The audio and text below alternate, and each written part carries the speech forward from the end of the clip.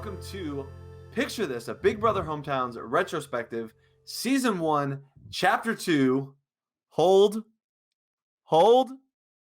We are back to wrap up Season 1 of Big Brother Hometowns, looking all the way back. You know, we're getting to a point where this is going to be like several years ago, but, you know, whatever.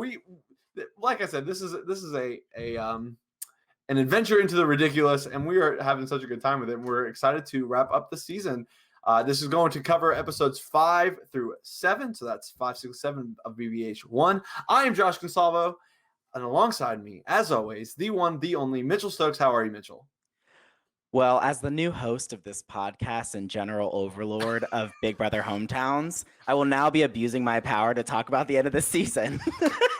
That's the one. That's the one. Oh, man. So before we started recording, Mitchell said, I have a line. I'm ready to deliver it. And he said, it's something Daniel said. And I remember thinking, I was like, he said something today. And I watched it and I laughed a lot. And I even wrote it. I did write that one down. As your general overlord. What he is said, it? The real quote is, as your new HOH and general overlord, I will now abuse my power to nominate 2 house guests. I continue to be enamored with Daniel and the sudden improvement in video quality. That, like, you know, new phone, who dis? Yeah. The continued great one-liners and just like I'm like, there is a weird hot take that I have that like Daniel deserved to win Big Brother Hometown Season 1 and played one of the better games of the season. And I don't know if you feel similarly, but we'll get there, I'm sure. There's an argument to be made, I think. And I think we'll probably summarize that when we get to his eventual eviction. But, you know, Bradley, this is spoiling all my notes, but Bradley, when he gets voted out, he said, you know, all right, I'm just now getting over this. And then he said, like, he closes his video with, like, whatever, voting for Daniel, see ya, and like pieces out. and he says it like that's a joke, like I'm sticking it to all these people that you did all of this just for Daniel to win. But you know, there is that is hateful, Bradley. That is hateful. There is an argument to be made. Where we left off, if you are just joining us for this one, or if it's been a while since you've listened, where we left off was with Drew's eviction. We see Jenny's HOH. Drew gets evicted, even though she did not want to. It was against her wishes. She didn't even want to put Drew on the block in the first place. She gets pressured into it by Lane, by Ashton, with a promise that put Drew up, don't put Lane up, and we will vote Allie out of the game. When really it was just a ploy the whole time to make sure that Lane stayed safe and that Allie stayed safe because they knew they had the votes to get Drew out. Which, thinking on it now, I guess we could talk about this last time, but Jenny really should have seen right through this from the start, because if they put Lane on the block, that's forcing Ashton and others to vote Allie out, and she would have gotten exactly what she wanted anyway. Jenny doesn't see through it, and is ultimately fooled a little bit here. Drew gets put on the block, gets taken out of the game. Jenny's a mess, and this is where Jenny says the infamous line, though it was not in the episodes, it's infamous in my life, where she said, all right, if they want Allie to be in this game so badly, I'm going to take her to the end, and I'm going to crush her. And now here in chapter 2 here, we're going to take you through how Jenny gets from point A to point B in that exact statement. Yeah, well, and it's so interesting to know that occurred, but then also to like see her really shift up the way that she's playing, and leaning into her relationship with Allie and Lane, and making sure that she's covered on that side, and how she kind of goes back and forth between the monkeys in the middle until they're ultimately taken out, and you know, plays a really flexible game towards the end that, you know, if she'd have just stayed locked in and stayed against Allie and Lane, there's a world where she maybe doesn't get to the end. And I think that progression for her is so interesting, and ultimately is why she ends up winning, even though it is a really close vote in the end. Right. Yeah, I think it's interesting you said about Jenny solidifying her relationships with Allie and Lane. Now, we're going to get there. We're kind of going all over the place. We'll go in order in a second, but we see that everyone's relationship with Allie and Lane, maybe even just Lane, becomes super important. Everyone's relationship with Lane becomes super important, whether to be their success or their detriment. And that is some in part to the fact that Lane is able to win some power as this game goes on. But we're going to get into that. We're going to start here with episode 5. Episode 5 opens up with Bradley, a confessional, him talking about targeting Daniel and Allie. This is, of course, coming off the heels of Drew being out and the monkeys in the middle really feeling like they have power. And this episode is going to be the apex of their power. And we're going to see them make this humongous move that ultimately, you can say it works or it doesn't work, but ultimately is the top of their game, and it's all downhill from there. I do want to point out at the beginning of this episode, we see one of, my wife. My wife loves to make I don't even know how to put this. The way that the pan up. Yeah. Not the pan up. The things that amuse my wife are so simple. It is the simple things in life that really just warm her heart and bring her the greatest joy. And in this situation was me giving the announcement as to Tucker's HOH win, which was, I remember that day very well. It was a very close HOH. It was a Wheel of Fortune HOH. Lane had the lead. Tucker swooped in at the last minute and took it. And I'm trying to deliver an impassioned speech about how Tucker just won this incredible HOH. And my wife is zooming in and out, like panning up and down. It was so good. Good. And just tickling herself to death with this. And usually, and maybe this is because this was early in our marriage, usually I can tell when she's pulling that kind of tomfoolery on me, and I can be like, Jenny, stop it. I can see what you're doing. But for whatever reason, in this moment, I did not know it. I was oblivious to it. Then, of course, she cuts to the scene of Pepper, our dog, or the shot of Pepper. And anyway, that's just, inside the mind of my wife. Yeah, it's honestly some terrible camera work. You should get your refund on that one, but it was really funny. I was like, what is happening right now? Like, what is going on? Juxtaposed against this, like, Tucker, you are the new HOH. Just like, okay, it's so stupid. It's part of the charm of this whole season and these early stages of BBH is little things like that. You weren't taking yourself too seriously, right? And like, I think, had she done that, in season 8 or 9 or 10, you'd have been like, no, re-recording this. Right. You jumped past the Bradley thing. I think this is the point for Bradley that it starts to go downhill. And I'm curious your thoughts, but I think he is so locked in to playing the one side, the monkey in the middle side.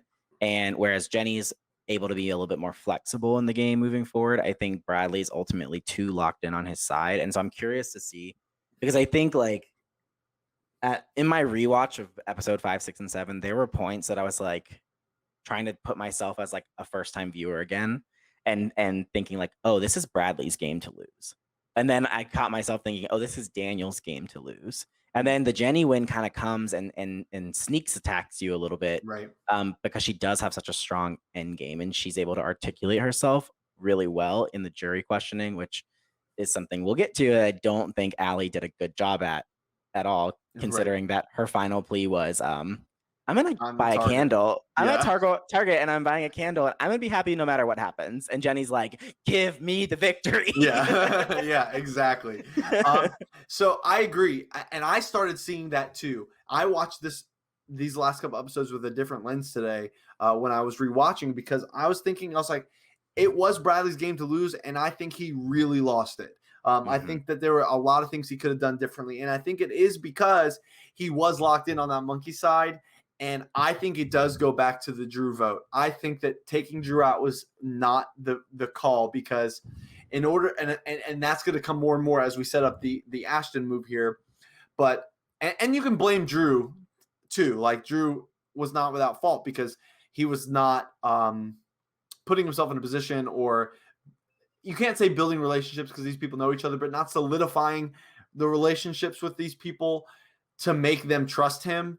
And that hurts. But I think that Bradley should have listened to Jenny a little bit more to say, hey, I've got Drew, and you've got to trust me that I trust him and that he trusts me. And he got a little tunnel vision there. Yeah. Well, and you see this too, where it's like he's the swing vote at Ashton's eviction. And I Mhm. don't necessarily think Ashton leaving was great for Bradley's game. And he immediately goes, and we'll get there, but he's immediately regretful of the move. And I don't know if that was a real life regret because that's his baby sister, or Right. if it's like I'm regretting this from the game. But like I feel like at this point in the game here at episode 5, Bradley, he loses touch with the game. The pulse of the game moves past what Bradley is seeing. Mhm. And you really do see this downfall for him.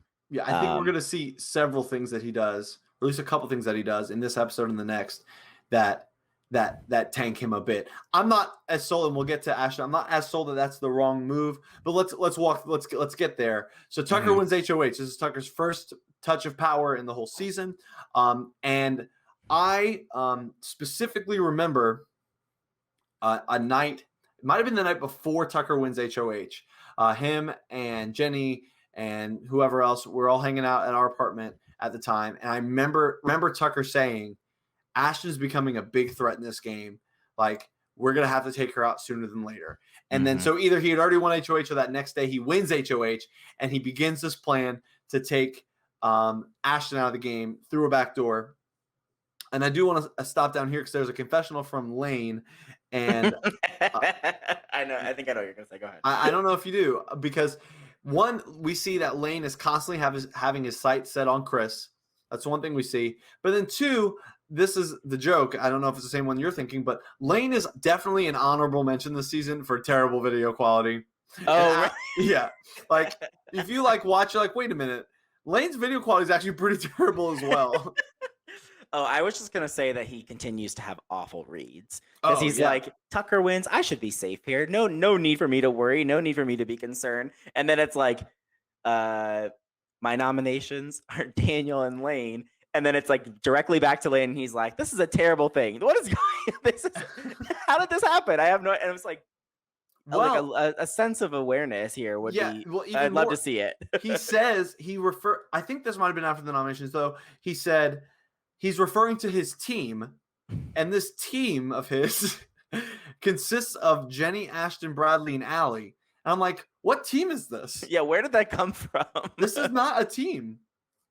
And so yeah, Lane's reads are so bad, and we talked about this last time, but Lane really does suffer from that, like seeing the world from the point of view of Lane, where the game revolves around Lane. Right. Dare I say, main character syndrome. Yes, thank you. Yes, please put that. Let's use that frequently throughout a lot of the discussions going forward. Yeah. And he really does. And this is it. It's like, oh, my team, Jenny, Ashton, Bradley, Lane, they're all working for me. Nope, No. no. Ain't it? I think, and we move into directly from that too. Tucker has not given a lot of content or context to his game yet, but then he gives a great confessional here. I think really laying out the Ashton backdoor and why it's necessary. And she's such a visible, Ashton and UTR do not go together at all. And I think he does a really good job of articulating his thoughts. And I wish ultimately, because of this confessional, that we would have had more from him throughout the season, because he is a very good confessional giver and very articulate. So I wish we could have seen more of the story from his perspective. I do too. And I wish there was a world that we would get a Tucker 2.0. That would be really interesting to me. I don't know if that world exists, at least in our universe, but yeah, and he walks through that Ashton back door, or what his plans are to get there, and he's just like, this is working so well. Daniel, Lane, they're like, it's cool, we get it, like, we're pawns in this plan. It's gonna all work out, and then it all comes crashing down, obviously on them. But Tucker's like almost getting away scot-free in a lot of ways, at least in this early goings. And even when he puts Ashton up, it's like I remember there being this like first 30 minutes or so into that eviction night where even Ashton and others were like, oh, well, this is just Daniel's going home here, until it finally kind of starts starts to click. And so the Ashton backdoor is in effect, and you kind of see the ripples start to happen. This is after Allie uses the power veto on Lane, which was a whole thing because Allie considered not using it at all if it was just going to be to get Daniel out. This whole thing, she had Right. no clue That's whatsoever. and that was going to be my question to you was, did they know Ashton would be the replacement if they did this? And because ultimately it almost feels like Allie is stuck in a position where she has to pick, do I want Lane in the game or do I want Ashton in the game? And if I had I to don't guess, if she knew that, I think she doesn't use the veto. But I don't think I know she had no clue that Gotcha. Ashton was going up. Then who did they think the replacement was going to be? Maybe Chris.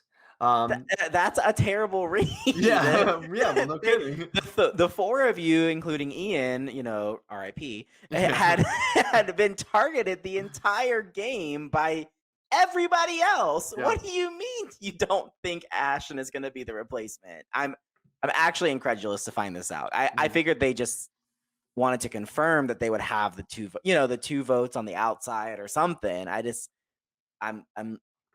I'm actually shook to find that out. Yeah. And so this is kind of where I start to see that Bradley and them taking Drew out was the wrong move. And that's because in order for them, I think this move in isolation, taking Ashton out, biggest move of the game in isolation, and even in context is the biggest move of the game.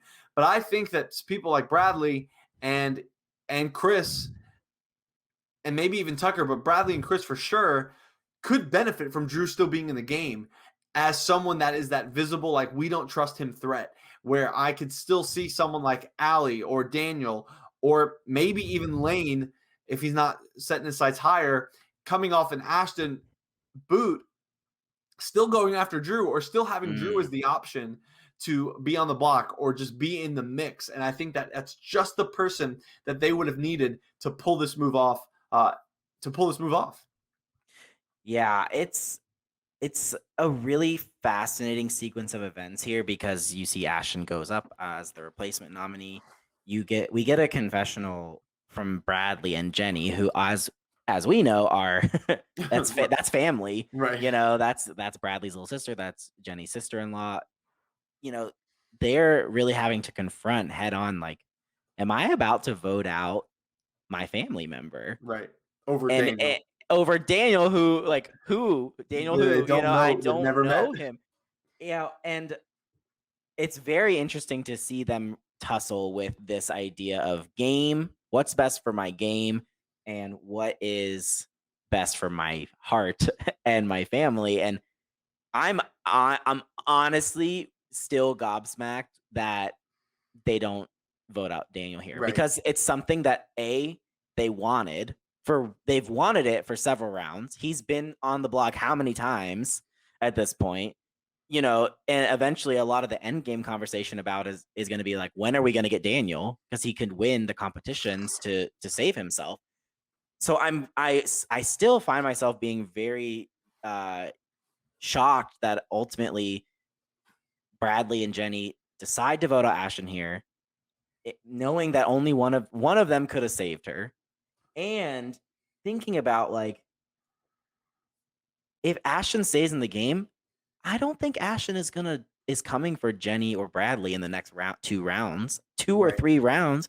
So you can save her, build goodwill, good trust, and Ashton's going to be pissed at Tucker, Right. for and she's going to have her sights set on him. So I'm really I'm impressed because it is a good game move to get Ashton out, because I think Ashton could have articulated herself well if she makes it to the end.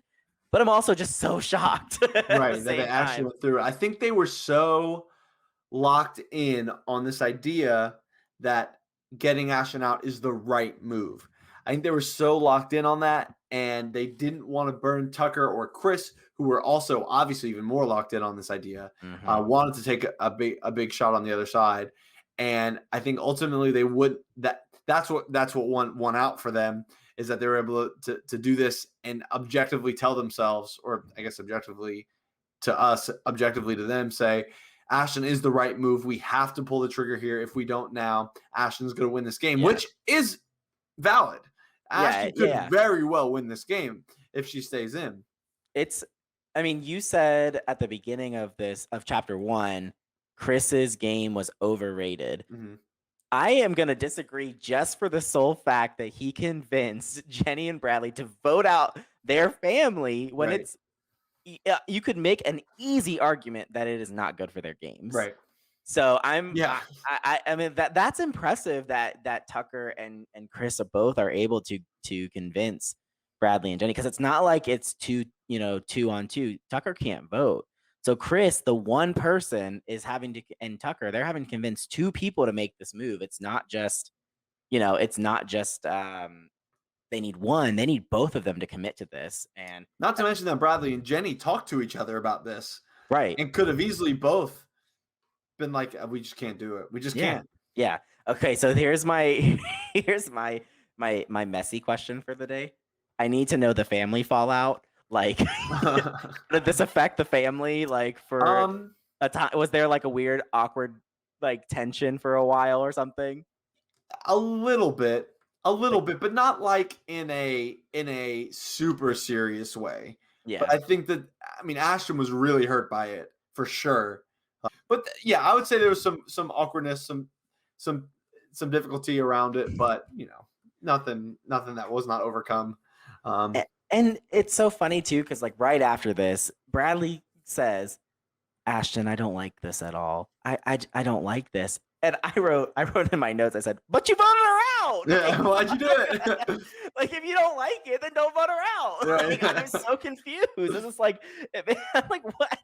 The logic of this is like, it's that head versus heart, right? Like, it's Right. showing so clearly here. And it's like, you you don't like it, but you did it. Like, you Right. made your Like choice. they didn't even try to justify not voting her out on a game level. They only wanted to justify not voting her out on the family level. Right. But like you said, that's a really interesting point. They could have really made a very compelling justification on a game level to keep her. And especially, I mean, Jenny and Bradley does swing votes. The two people that single-handedly together voted her out. Yeah. So yeah, that's really And interesting. had they do that, the next round would be very different, Oh because, yeah. and we can transition into this, but like Lane is the next HOH. If Jenny and Bradley save Ashen, the noms are very easily Chris and Tucker, Right. right? Right. The noms are not like, there's no chance Jenny sees the block here, which is always better for your game to not be on the block. This is where Lane gives one of my favorite lines. I don't know if it's what you're thinking, if you know what I'm about to say here. One of my favorite lines comes right after he wins HOH, and he said, I want Jenny out of this game so badly, but I've come to a mutual agreement within myself to work with her. Like, what? It's that line, and it's the line later on where Daniel goes, I might be cooperating with Lane, and it Yeah. scares the bejesus out of me. But I think, how great is it that in season 1, people who are not org players are playing so fluidly that they're able to be flexible, and they're able to switch it up because they realize what's best for their game. That's not a skill that every first-time player is able to have, especially in the context we've already outlined with Big Brother Hometowns 1, with all the connections. I think Right. it's very impressive, actually. Yeah, and so there's this narrative, not even narrative, but there's this dynamic in the game. I don't know if it comes through a ton in the episodes, that Lane and Daniel are like arch enemies. So every time you hear Daniel say like, I'm cooperating with Lane, like, and whatever, his theatrical voice that he uses, it does have a lot of weight in the game, because it's like no one expects this. And Right. so many times you hear Lane say, and it's so funny because you hear Lane say right after his closest ally gets voted out, like you all think I'm going to put Daniel up, and it's like, why would you think that? Why would you think that? But it's because this perception was that they were just at odds no matter what. Because if you look at this objectively, you're saying, well, his noms make perfect sense. Why would Daniel even be anywhere near any of this? Because there's people directly opposed to the people you're closest with, and people that have lied to you. You've lied to them. Like, there's easy justifications for why you're nominating the people you're nominating, and Daniel shouldn't really be on your radar, other than it's just like he's a comp threat, I guess. But I mean, yeah, but Daniel's been targeted so many times. He's been on the block so many times. So a lot of times as the HOH, it is very easy to just nominate the person who's already been on the block because, well, they've already been on the block 3 times. There's 3 other people who have nominated them. They're not going to come for me. It's a very easy thing to justify. And so the fact that Lane ultimately makes a more flexible decision here, I think is so smart for his game. He creates a secret final 2 with Daniel, and that really drives both of them towards the end. Mhm. And I think in a world we could have had a Daniel Lane final 2. If honestly, if Jenny doesn't, beast out in the competitions on her way to the end, I think Daniel is probably the next best person to win one of those comps. Right. And he was sold on the final 2 that him and Lane make in this moment here at episode 5 and was really working towards achieving that. They just so everyone knows, and I don't think this is said anywhere, but they did come up with a couple name, and it is Laniel. They talked about this all the time. Laniel forever, or 5 ever, or 6 ever, whatever it was. Yeah. It's a very present thing, and I want to make sure that gets said.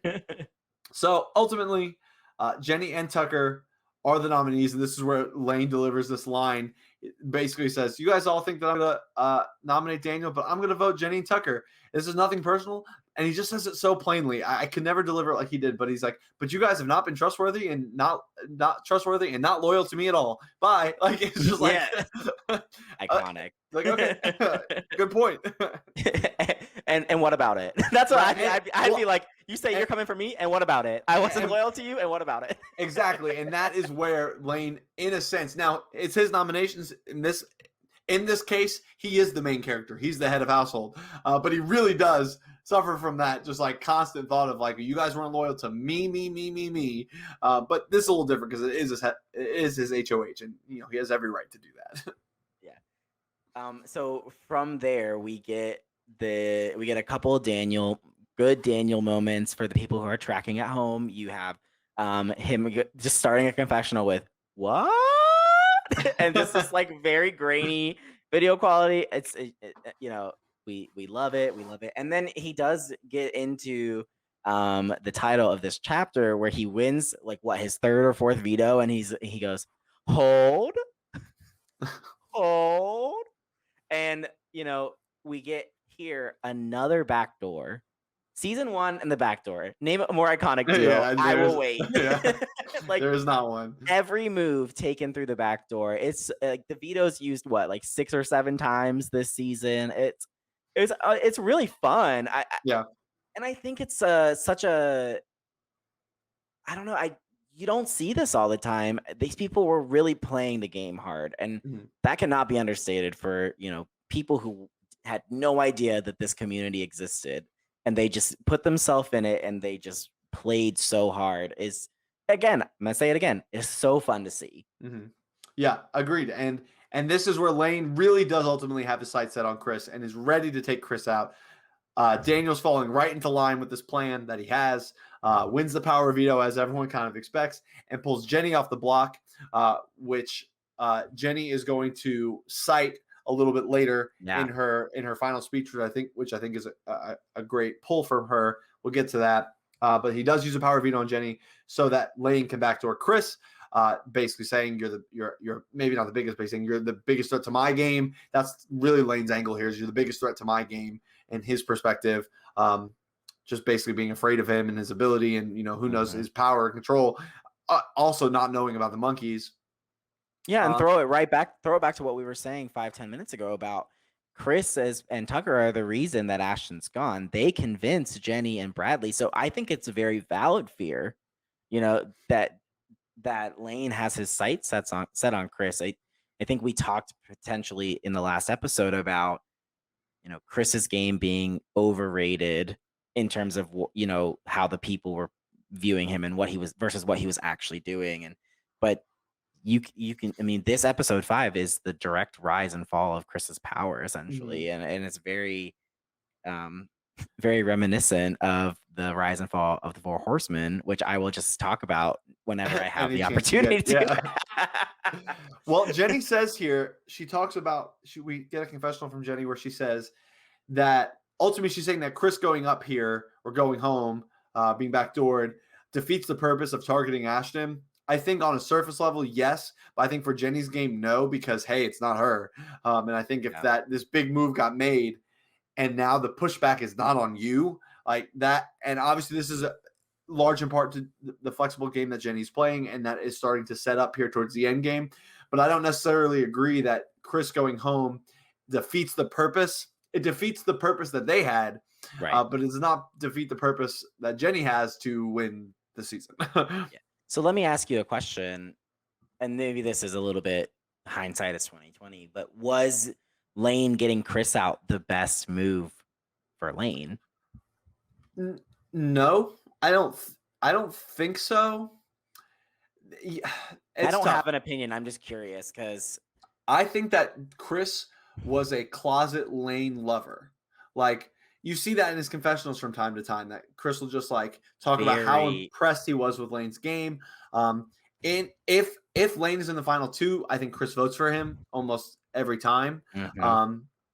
So in that sense, maybe they never really got on the same working relationship, and so you can make an argument for Jenny, you can make an argument for Bradley. Obviously maybe Jenny was the right move here, but Lane was tunnel visioned, and there's not a lot you can do to stop that sometimes. Yeah, and I'm just I don't know. I see Bradley start to unravel again here with the end of Chris, and he gives this confessional like saying to Chris like, this is so hard. I don't want to have to do this. Like we had that 3-hour call before everything started.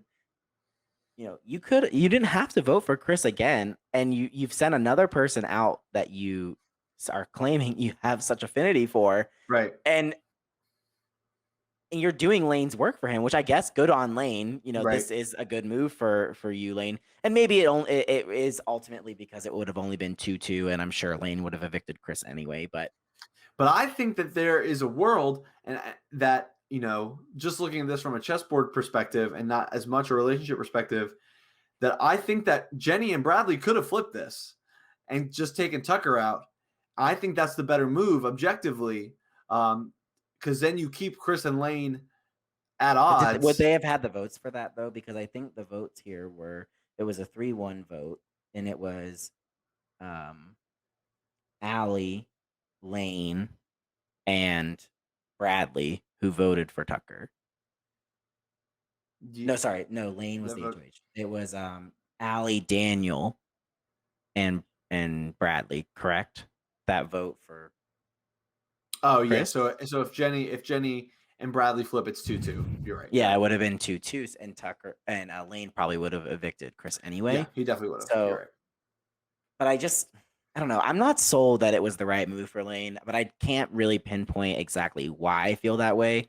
I don't think Chris, like you said, I don't think Chris was coming for Lane at any point. So. Right. Yeah, I'm not sure if he was. He might have been by proxy in some capacity. I don't know who else on that side Chris would have started targeting, assuming that he stays loyal to Jenny and Bradley and Tucker. But this is the first move after the Ashton eviction that a monkey goes home, and that is what we're going to track here. And I'm just going to jump right into it. Bradley becomes the next HOH. And why is Tucker on the block? Baby, why? Please make it make sense. This is the first. I watched this today, and I thought the same thing, and I've never thought that before. I don't know if I didn't think it in the moment. It makes absolute zero sense. None.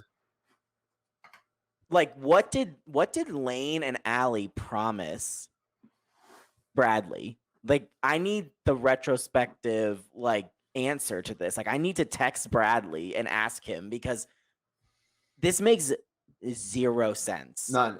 If he's gonna Allie and Daniel here, if you're determined to stay with Lane, Allie and Daniel, and that's the only thing that I can come up with, is that Bradley is trying to continue leaning into his relationship with Lane, and that's the only reason this ends up happening. He gives away all the power to Allie and Lane, because ultimately what we're going to see here is that he wants to backdoor Allie as a plan. you're gonna waste your backdoor on Allie. I'm sorry. Like, Right. just put her up. She's not gonna do, Right. she's not. That's such a waste. It's this. Every move has to be a backdoor, right? That Right. Right. the season one suffered from this affliction. Like every Yeah. move has to be a backdoor. But he immediately assesses putting up Tucker was a Was bad bad. idea for Yep. him. And I'm like screaming at my television, like, duh. like, Yeah. like, duh. That makes it what? And and then because ultimately we see here is that with Daniel, and we'll talk about this, but the noms are gonna stay the same.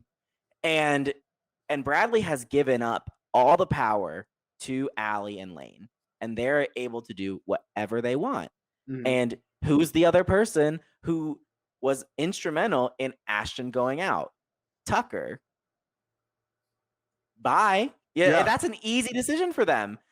And they don't see this. They don't assess that they're giving up all the power and Tucker is just left out to dry by his own ally. Right. Yeah. This is a baffling move. In hindsight, less than it was in the moment, to my memory, of course. But like, yeah, I don't. And he knows it. Like, it's funny because I watched this. I watched Bradley make the nomination. I hit pause and I wrote down. I was like, why could he have done this? And I started writing reasons he could have done this. And then I unpause. Bradley, go to Bradley. This was a bad idea. And I was like, okay, I'm glad I'm not going crazy to think that this was not the right decision. Even you know it. But yeah, and so then Daniel wins the veto. This is where things get really fun for a number of reasons. The first reason is he hits us with a surprise.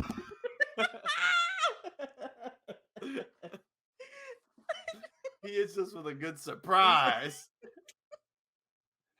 I love him so much.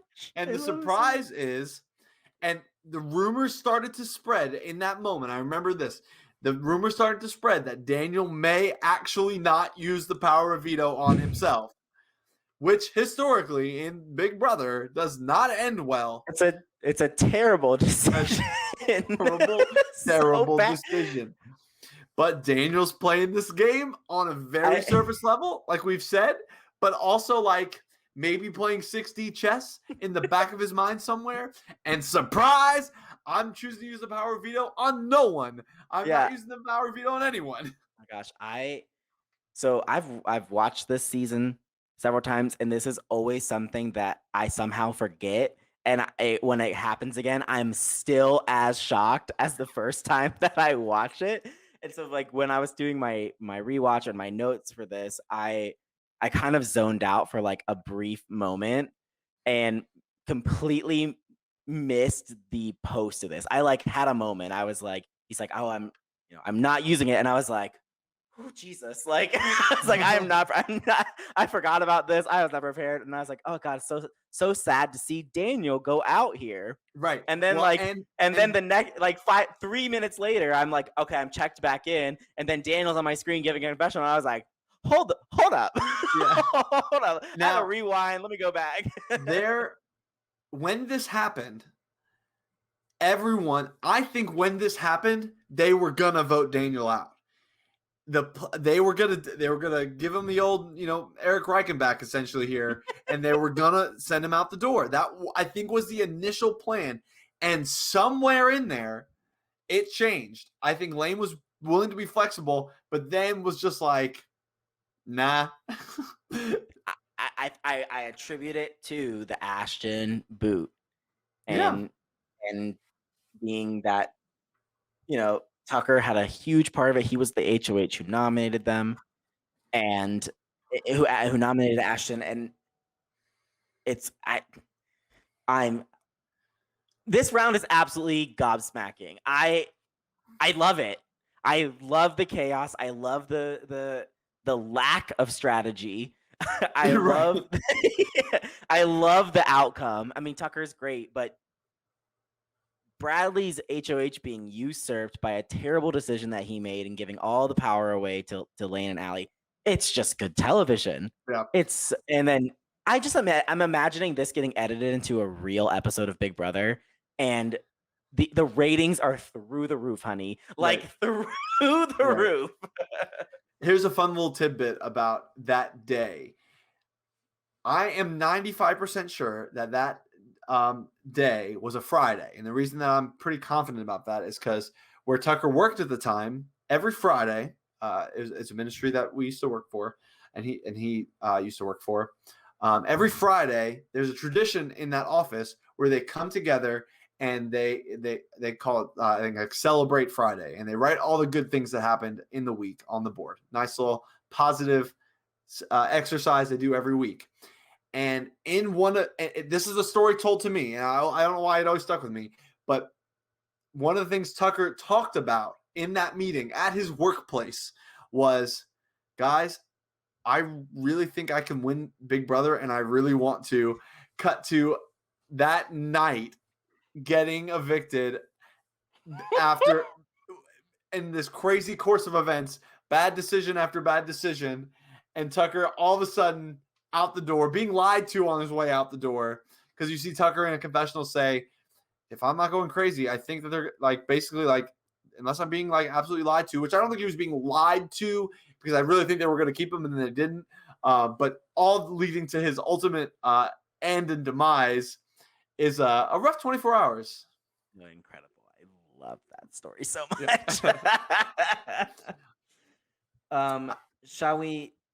Shall we move on to the ultimate redemptive story in where Daniel wins HOH after making a terrible, like objectively terrible move? Yes, it works out for him, but it is an objectively awful move to leave yourself on the block when the whole point of the game is to not be on the eviction block. Right. Also, though, quick to say, 2 rounds after Ashton's evicted, another monkey falls off the bed. Which, well, I while I have that joke on mind, I'm pretty sure that as monkeys were being evicted, someone in their group chat was just saying 3 monkeys on the, whatever the nursery rhyme is, and as they would be evicted, they would change the number, and it was really funny. Oh my god. Yeah, well, I mean, ultimately we're gonna move to, we're at the final 5 here. And we're gonna be moving towards another monkey being evicted. And in a vein, this is where I'm sitting here trying to put myself in the shoes of like a first time watcher, right? Again, and I'm thinking, how does Daniel lose this season?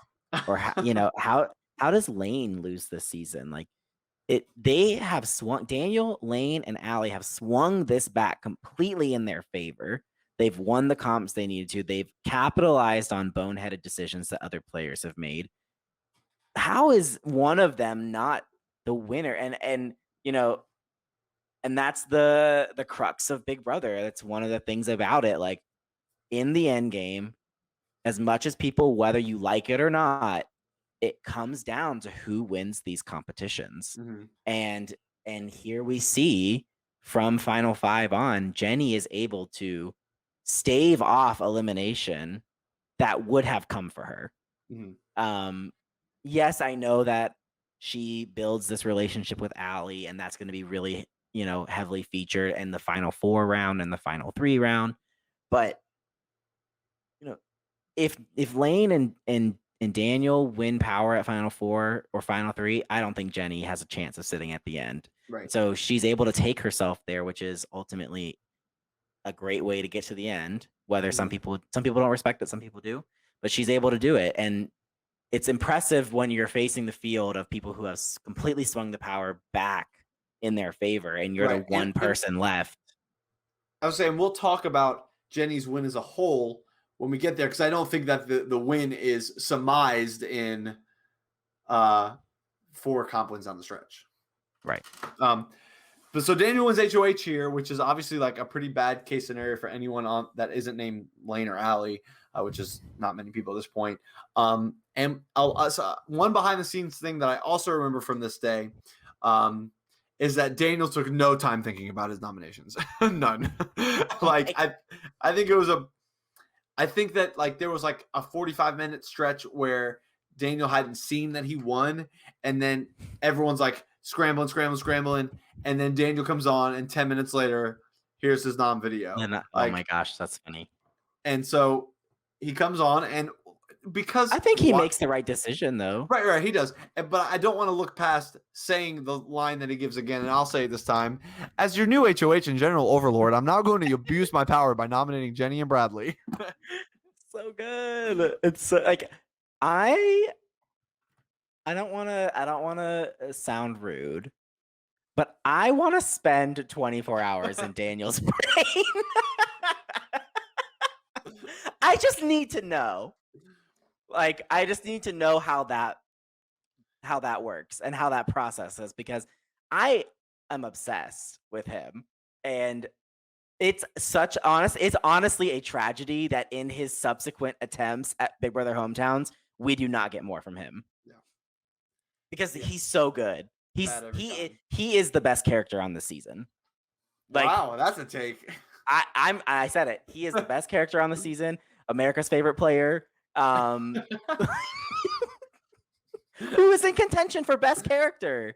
I mean, he's like Donnie, like the lovable, like he's not older, but he's like that lovable goofball character that he's playing the game and he's making good decisions for himself. He's got a legitimate shot down the stretch. You know the fans are rooting for him. You know, tell me I'm wrong. I mean, he's up there in terms of character for sure. For me, it's between him, Lane, and maybe Bradley. But we get a lot of great character from a lot of people. But Daniel's line and his delivery of a lot of lines are very, very good. And you know he has the most DRs of the season. If this is a edited season of Big Brother, he's by far has the most crazy DR confessionals. There's at least 17 clips of him doing something wacky and ridiculous to the other house guests. Like, Daniel, thank you for this. It is a joy and a gift to have. And though in the subsequent Daniel seasons, we don't get Daniel as long, I'm confident that when we get there, there's still going to be some things. I can think of things off the top of my head. I pray every night for it. I pray every night for us to move this project along so that I can continue to receive Daniel content. So, as the general overlord himself, he abuses his power to nominate Jenny and Bradley. Obviously a big move, but obviously the right move. It's really going for it, but it's also not like breaking the status quo. The house wasn't in shambles from this move. This was obviously the right move. But then we get a confessional from Lane, and Lane spells out exactly why this is so perfect for him and why exactly that everything since Ashton's eviction has gone right for him. He has pulled Daniel into an alliance with him after they were, at odds in some capacity, and they vote Tucker out, and they get Chris out, and all these things, and Lane is just like, I'm sitting pretty, everything is working out in my favor, and he's kind of like blown away the fact that this is still a thing. That thing being him still in the game. Yeah, I find Lane to be such a fascinating character because he does find himself positioned really well. The only thing I want to give him credit for finding his way to that position is the relationship with Daniel. I don't think Allie was helping him a ton. Maybe he was just using her as a vote. Right. You were voted out of the game third. And I'm going to say this. I wrote this down later where he says something that's like, I played this game. Oh, he says this at the end. He says, I played this game almost perfectly. And wow. I wrote down, baby, you were third boot. No, you did not. So I don't attribute a ton of the positioning to him outside of the Daniel move, but he does find himself in such a great position. I think he's the second or third biggest threat left in the game, and that's exactly where you want to be. He's found himself in the position to be able to win himself to the end. He just has to execute on it. He doesn't do it, right. But he is in a good spot here objectively at the final five. Mm-hmm. Okay, so Lane ultimately wins the power veto, which you see in this episode in the form of essentially like an eviction vote goodbye message. It unfortunately gets yada yada'd a little bit. Yeah. And so, but Bradley is ultimately evicted from the game at this point, which I've always said, and it's a testament to the overall game Bradley played, because though he makes mistake after mistake, I still think if he finds a way to survive this, if he wins the veto or not, think he's got a great shot to go on to win the game. Yeah. At that point, especially if Jenny is out, I think really I've always said that I thought the winner of this eviction vote wins the game maybe like 70% of the time. Yeah. Do you think that? Well, do you remember if there was any sort of conversation here about, between the two voters being Lane and Allie? Was it pretty back and forth of what they wanted to do? Do you remember? I remember what I was doing that night, and what I was doing that night was actually celebrating Tucker's birthday at Frankie's Fun Park in Greenville, South Carolina. There's a lot of other funny circumstances surrounding that, but I won't get into that here. But he, so no, I don't remember if there was anything. I think objectively the right move is to vote out Bradley here. I think Bradley has had more comp wins. Bradley has been involved in more of the decisions in the game at this point. I think I actually kind of, and maybe this is because we have a lack of Jenny content. I think there's potentially a vein where Jenny is viewed as kind of like a non-starter in terms of win equity. Right. I kind of actually think potentially Lane is looking at Jenny as like a goat almost. I don't think that that's the actual perception, but I can see how you see that. From the episode perspective. Yeah, from the episode perspective. I think in reality, everyone knew that Jenny was definitely like a threat in some capacity. It was playing this game hard and constantly. Mm-hmm. But I think it just came down to Bradley was the bigger threat at that time. Yeah. Which, as we look at Jenny's win, testament to her positioning. But then Bradley gives his goodbye confessional, which he leads with one of the most ironic things I've ever heard in my life. And what does he say, Mitchell? He says, "I'm never playing this again," and I just said, "LOL, okay." Yeah, that's pretty much what I said as well. Spoiler: he plays 4 more times. And thank God he did, because I got to play with him, and it was such a fun experience. He's such a fun person to play with, and even though this maybe is the best opportunity for Bradley to win, he has so much great many more moments for us to talk about throughout the course of this series, and I again am really looking forward to that. Yeah, this is not the end of Bradley, as we said. There's 4 more iterations, and a lot of good ones. A lot of good ones for Bradley. Bradley is a great player. Mm-hmm. He's a great player. We once named him one of the top 10 best to never win. Spoiler. But Bradley is a great player. I think you could put him on any season of any org, and he would perform well, given most circumstances like that he find himself in. Which part of me wishes that Bradley would play like outside of Big Brother hometowns, because it's really hard for someone like Bradley, especially now where we are in BBH, for someone like Bradley who shares the last name as me, the host of the show, to come in and do well and not have a target on his back. Now, he plays in All-Stars and we see him do well there and in other seasons, but All-Stars being like the latest season where we'd really got into like the org world of it all, and still performs well. But I think it would be increasingly harder for him to play again. Do I think Bradley plays a 6th time? Yeah. Oh yeah. For sure. Yeah. Bradley will be back. I don't know when it is, but he loves it. He just loves playing. He does. He gets It'll that be itch.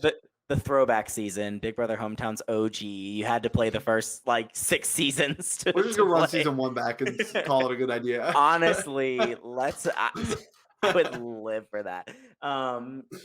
Let's move on, because we're at the finale, Josh. I can't believe it. It's we're at the final 4. They made the finale. Congratulations. Mm-hmm. I want to ask this question up front at the final 4 here. Is there a win path for everyone involved? No.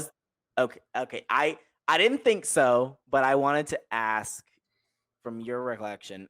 I think the win equity is probably what? Lane, Jenny, Daniel, Allie. Yeah, and I'd put Lane and Jenny closer at the top. Yeah, I've always wondered what would happen if we had a Lane versus Jenny final 2.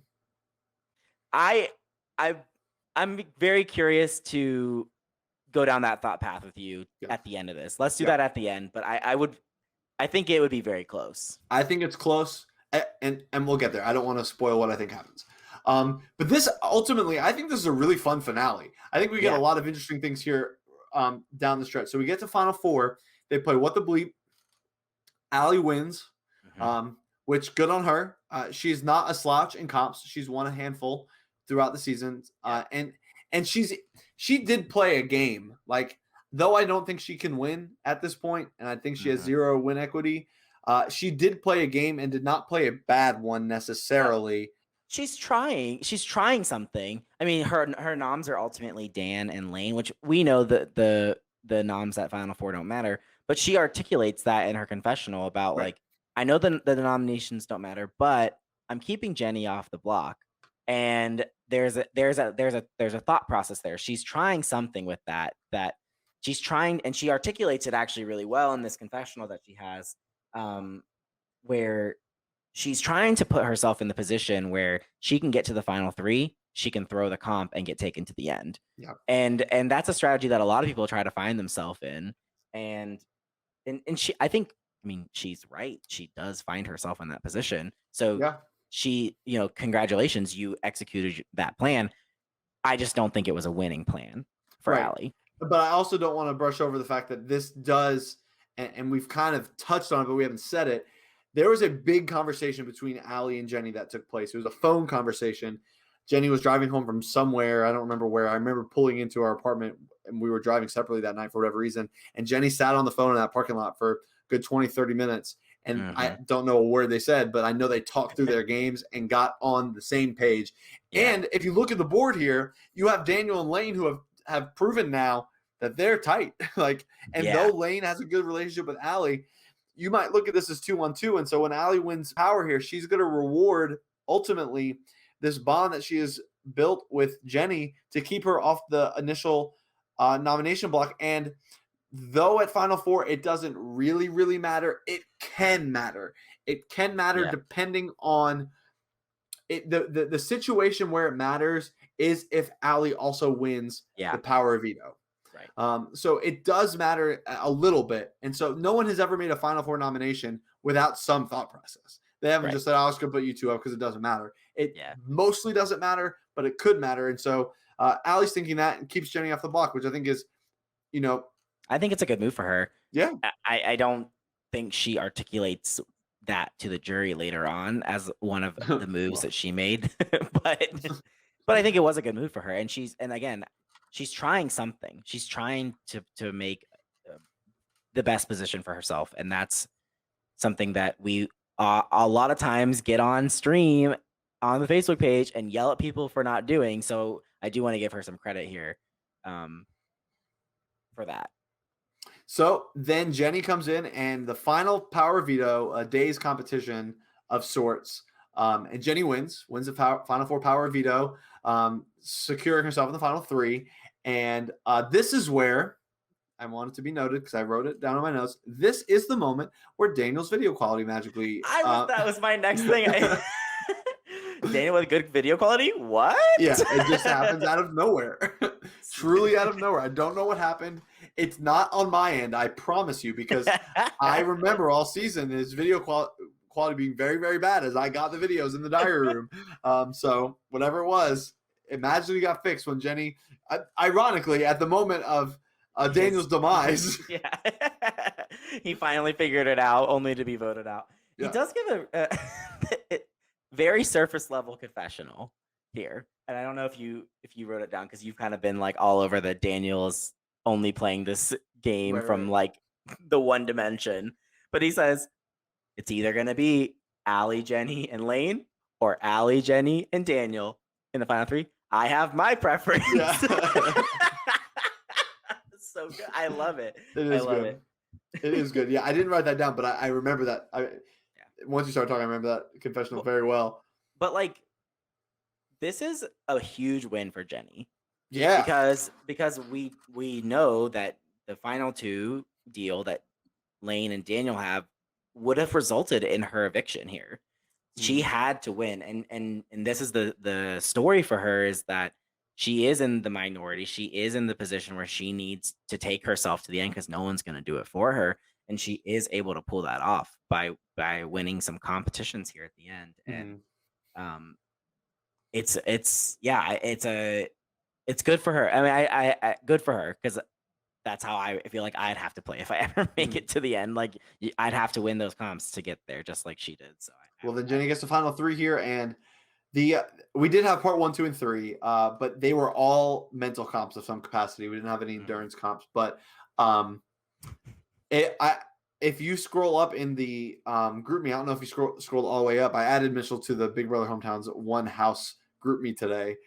If you scroll all the way up, you can actually see the competition play out. Part 3, Oh, uh, cool. yeah, same exact competition that we do today. Part 3, the jury Mhm. questions. I don't. I think about this. I was like, do I ever feel need to change it? I don't know if I do. No, I I love it. I think I it's fun. I think it's great. I think it's a perfect way to end. It's a little bit of a crapshoot, and I think that's part of the beauty of Big Brother is because you have to be able to survive a crapshoot even down to the very end. Yeah.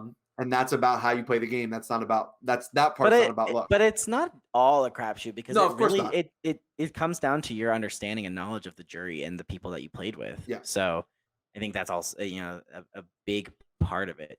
So I actually just looked at the score for the final head of household competition, and Jenny won either 6-4 or 6-5. It's not entirely clear because it's all over group message, but it was. And now it's kind of come back to me a little bit. It was a bit of a nail biter, and I remember being a kind of tense, even though it was happening over text and we weren't doing it live like you know it Mhm. now. It was tense because this ultimately is going to decide the winner. Yeah. Because was it Jenny versus Lane? It was Jenny versus Lane, yeah. Okay. So yeah, that I feel very strongly that whoever won that would probably win. And so a little bit of some interesting tidbits here. Um, in terms of this, there was a world where Jenny was considering sitting next to Lane at the end. She was thinking about this. And I think bouncing it off of me enough times, she comes to the conclusion that, probably not the move, probably not the right decision. She in her confession, or I guess her eviction vote, she says, kind of a corny line, but very Jenny to say like, you were the comeback kid, but I couldn't let you come all the way back. um, and so Jenny secures her spot in the final two with Allie at this point. Yeah, I think that makes sense. Yeah, That is the right move for Jenny. It's the winning move. You know, there's not much to say about that. right, I for all that the mess that this season has been in at certain points, you almost expect her to take Lane. right. And you're like, this is the messy ending that we deserve. But Jenny is a very smart game player and was able to accurately assess that this is going to be the winning decision for her Mhm. to cut Lane here. And Lane was fun, a really fun character, and this is where he gives that line where he says, "I played this game almost perfectly." And again, I say, "No, you were the third boot. Like, yes, you did good when you got back in the game, but like you you did something so terrible in the first 3 rounds that ultimately led to you getting evicted." Yeah, right. And And then, and oh, sorry, and Jenny mentioned Scarowinds again. yeah, I just want to mention that. I just think it's so funny. I don't know why it just yeah. tickles me. Like I said, we did go to Scarowinds. Haven't been back since. Largely thanks to the pandemic, but still haven't been back. So we hear a little bit from Chris and Daniel here before the final pitches in terms of the episodes. We have a lot more that we can talk through here in a second, but we hear kind of Chris's thought process about both the jury questioning and Jenny's decision. Chris alludes to the fact here that he really thinks that he would vote for Lane over Jenny if that were the final two.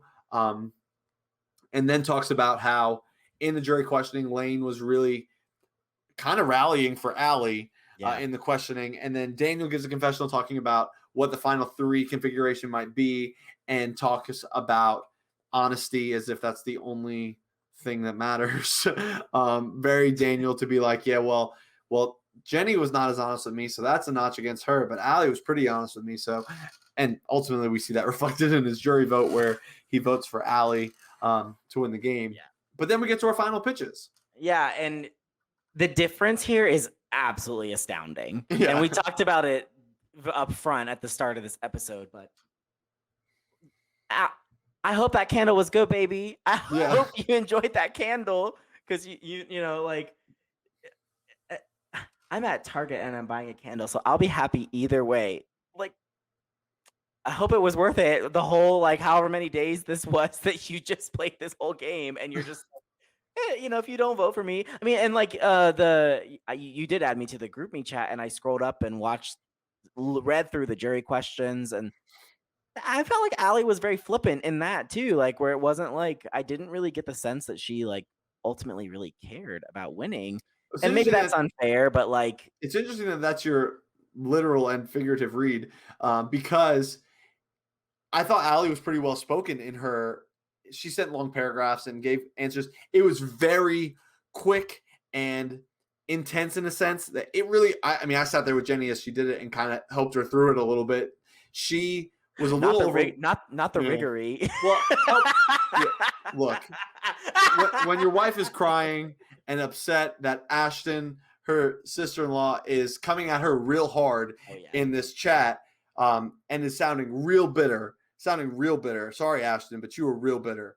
And like all these things, Jenny's like, and by coaching her, I mean like, talking her through some of the things, but also being like, take your time, answer the questions. Don't let answers get by you. Make sure you're answering these questions. Right. You got this. Like, knowing in the back of my mind, there is a 95% chance that she's winning, even if Jenny just like took the camera and farted into it. Like, she was going to get votes. Like, it did not matter all that much. I'm glad you like that joke. I was not expecting that.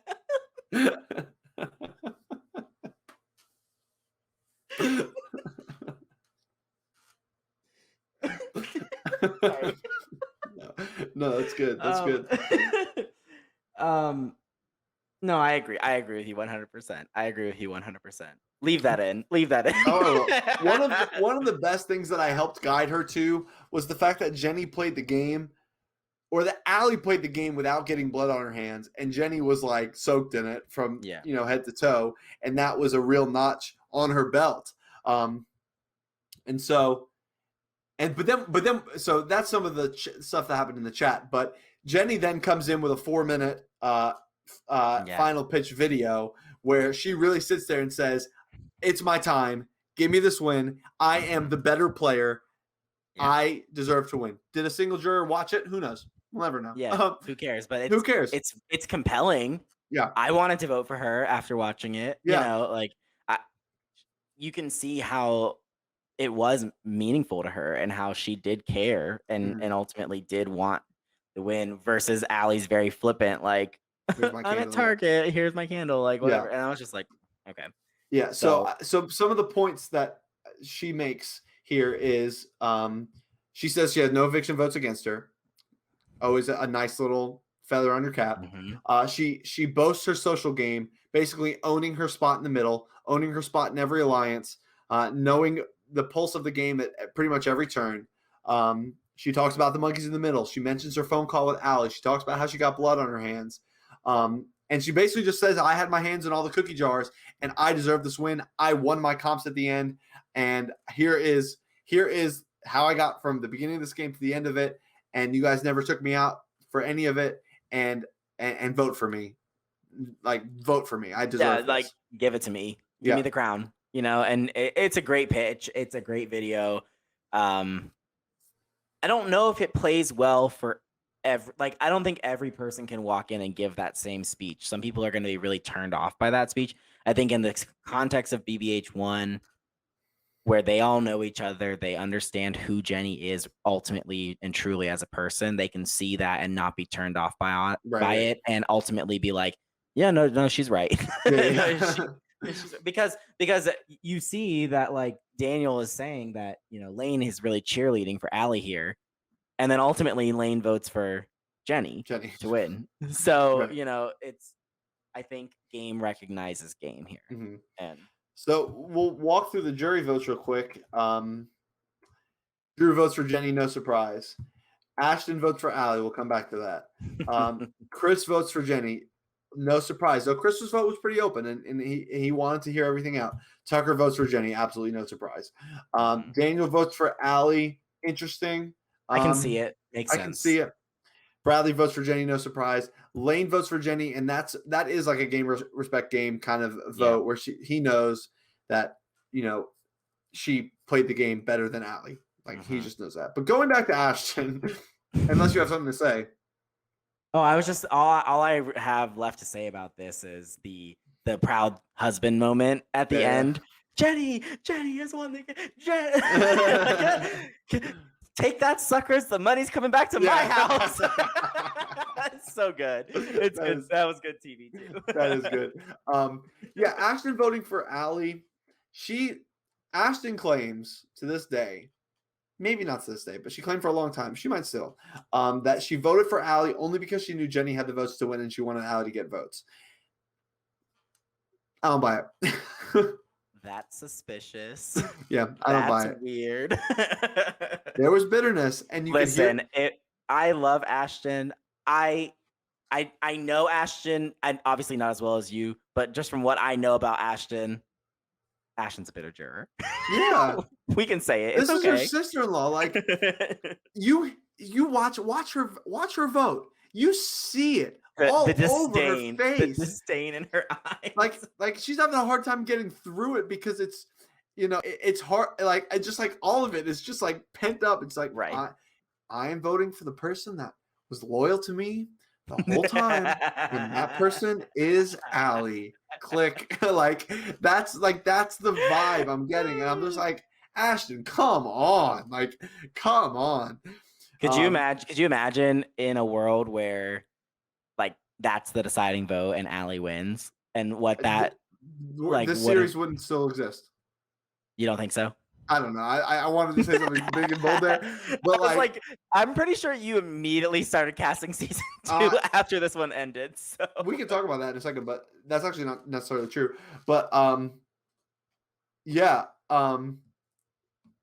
was just bitter, and thank God it wasn't the deciding vote. There was parts where I was like, is Allie gonna pull this out? But luckily it's a 5-2, so it would have taken Ashton and Lane to flip it. It would take an Ashton and Lane to flip it, really, of anyone that was actually going to ever vote for not Jenny. That's season 1. Season 1. I mean, we did it. We made it. And this episode is not nearly as long as the first episode. No. But we're not done talking. I think there's a couple fun things that we could talk through at the end of each season, and things that I kind of want to be paying attention to. I already have said, the villain rankings, that's my thing. Ashton obviously sitting at the top here. I don't really necessarily see any other big villains that jump out to me here in season 1, unless you have a pitch. I can put Lane on the list. Is Lane a villain though? He's just I don't feel like he did anything super villain. I think that maybe less on the screen and more in the chats and the perception was villain. But if we're gonna go TV rankings, I'm okay with it just being Ashton here on the villain rankings. Yeah, I think for me, I think that's the move. All right, so the villain rankings have begun, and currently Ashton. Yes, congratulations, you sit at number 1. Yes. All-time villain, Big Brother Hometowns. I ultimately think that we will usurp her here when we get to season 2. But yeah, she's very, very fun, very, very fun villain here for season 1. Love someone who's not afraid to read the entire cast in their DR. She's not. I love it. What else can we do? Obviously things like, what's the best season? Oh, season 1. It's currently the first one. Season 1. Jenny's obviously the best winner. What do you think? Ultimately, as we go down the line here, give me the scope of Jenny as a winner, and where she might. What are the strengths and weaknesses of her game? I mean, we see that Jenny plays a great social game.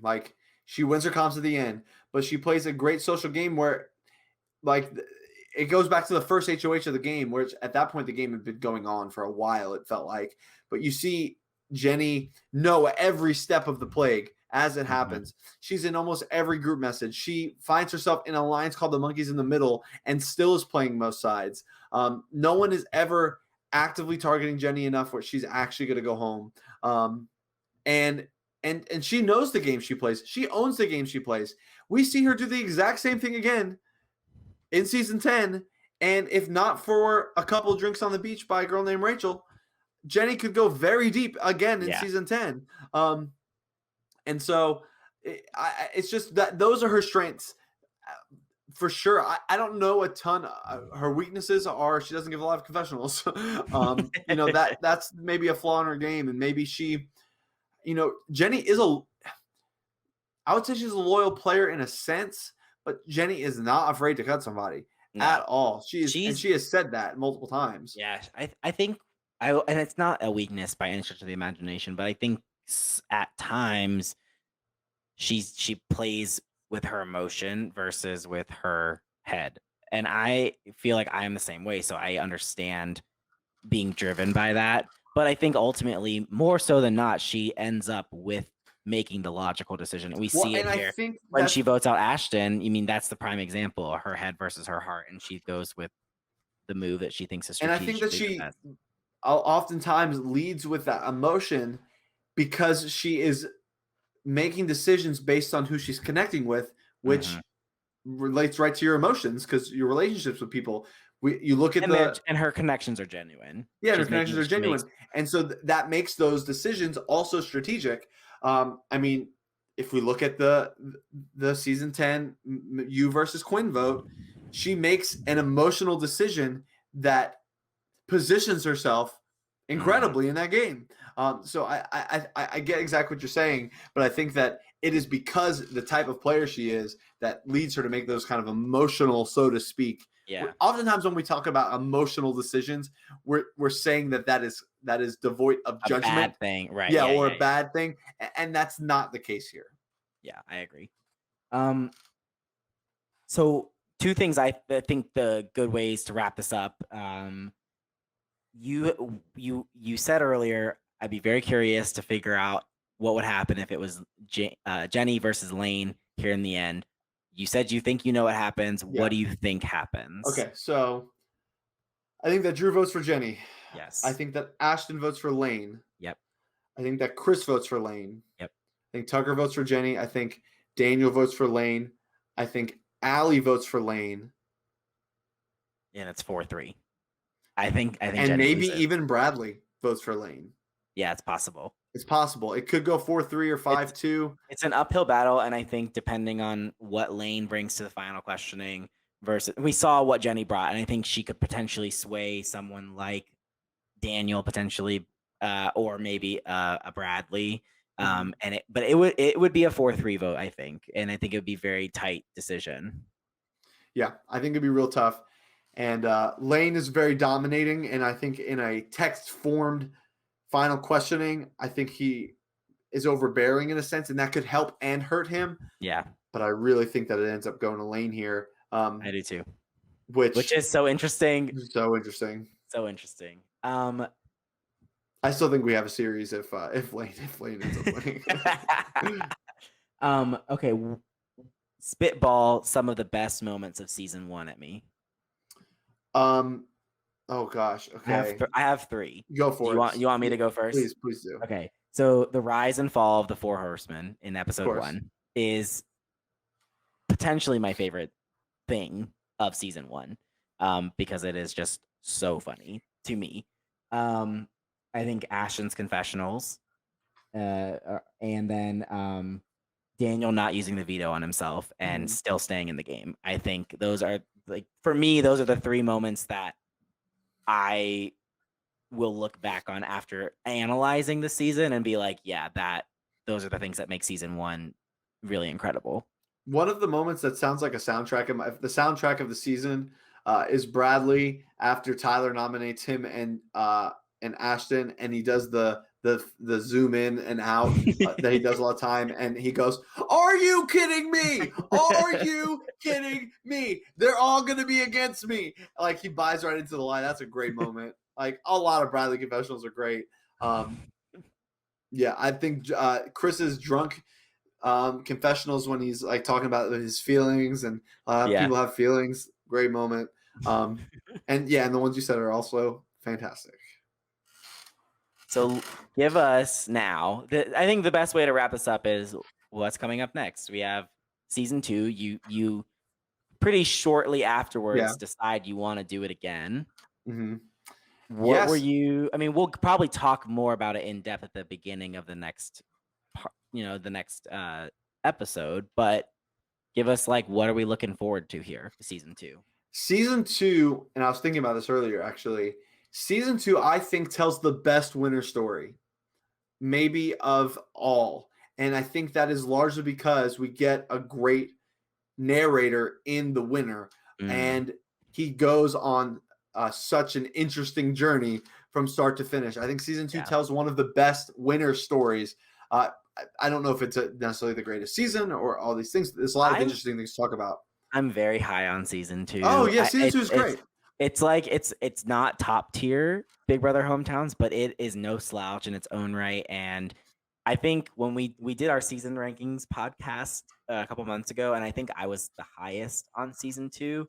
But I'm a big fan of season 2, and I'm excited to revisit those characters and see the emergence of some of our favorite Big Brother Hometowns players in Connor and Abby and Gray and Greg. And so I'm really excited to get to talk about them. Emma. And some great people. So I'm it's going to be very fun. Yeah, and it's another season similar to season 1 where there are a lot of pre-existing connections going in. I'm excited. Like I'm ready to close the chapter, literally, figuratively, on season 1. I think we've covered this thing top to bottom. I don't know what else we could say about it anymore. I mean, what it's maybe an hour of content. Yeah, and we've stretched it out into 2.5 hours at this point, 3 hours at this point. Yeah, and it deserves that because there's a lot of great stuff to talk about. There's obviously lots of great stories that were behind the scenes.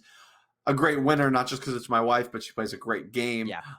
And we're gonna see. We're not gonna not talk about this ever again because we are going to match this up, see how this stacks up in comparison to winners and villains and stories and all these things going forward because we are detailing this chronologically. So we're going to talk about these kinds of things. But that does kind of close the book on season 1 in a lot of ways, and we are going towards season 2, which is a really fun season. I'm excited to talk about it. Anything else from you, Mitchell? No, I am absolutely obsessed with season 1. I come back to it frequently. And I'm so it was so fun to cover, and I'm again just looking forward to what's coming next. Yes, so join us for the next season, season 2. You will not want to miss it. Lots of great stories to be told. We're excited to get there. For Mitchell Stokes, I'm Josh Consalvo, and we'll see you next time on Picture This, a Big Brother Hometowns retrospective.